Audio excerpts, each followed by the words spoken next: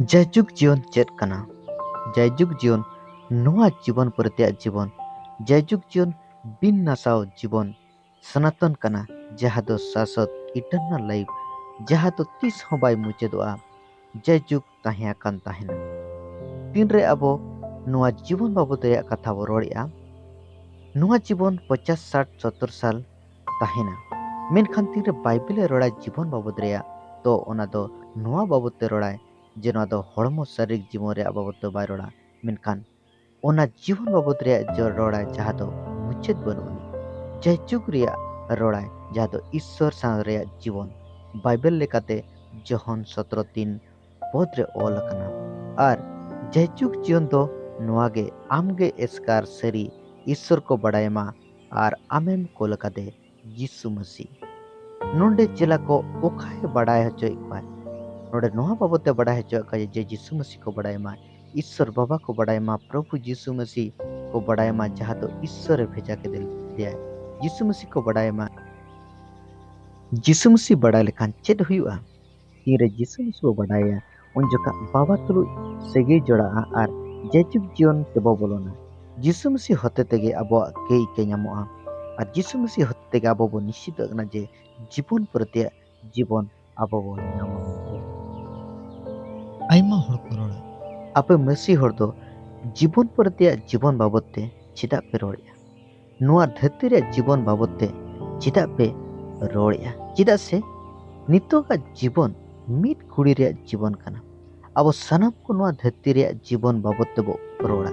उहेरा संसार नुआ धरती रे जीवन बाबत रे झलिया कना ताहन कना बाइबल आबो को मेताबन कना ईश्वरा कथा आबो मेताबन कना नुआ धरती रे जीवन आलोपे तोल दरो नुआ धरती रे जीवन रे आलोपे तोल दोहो मेनखान जहाँ असल जीवन कना जहाँ हिजू कना जीवन कना ओना बाबते उहेर पे ओना बाबते जहाँ तो जयजुग जीवन कना जयजुग जीवन ओके एम दाड़े बो जयजुग जीवन के बो यीशु मसीह एम दाड़े बो तीन रे यीशु मसीह रे बो पतियो कना ओना तेगे जोहन 3:16 रोड़ा जे एनते ईश्वर दो धरती रन को नंकाय दुलड़ के बा आइडिन एस्कार जन्म होपन गे एम किदिया जेमन उनी रे पतियो मीट के मीट और आलो को नष्टो बीच को जयजुग जीवन ताहेन ताको नुआरे माने ईश्वर तुले आजा उपस्थिति रे जुगे जुगे रस्के रे सुलुक रे ताहेन माबो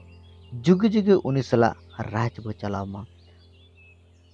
नुआ मानवा जीवन रे असल उद्देश्य कना असल जस आबो को केवल यीशु मसीह होते दबो ᱧᱟᱢ जयजुग जीवन आपे को लेक्ति कना जुदी आपे को ईश्वर पे बढ़ाया और हपन यीशु मसीह जहाँ भेजा का दिया उन्हीं पे बढ़ाया ईश्वर कथा आबो को लियाबन कना जहाँ ठेन हपन मेनाया उन्हीं ठेन बाबा मेनाया जुदी आपे को ठेन तेहें यीशु मसीह मेनाया ताहले बाबा मेनाया तेबे उतर आपे को ठेन जयजुग जीवन मेना यीशु मसीह बेगर आबो को ठेन जयजुग जीवन बनुनी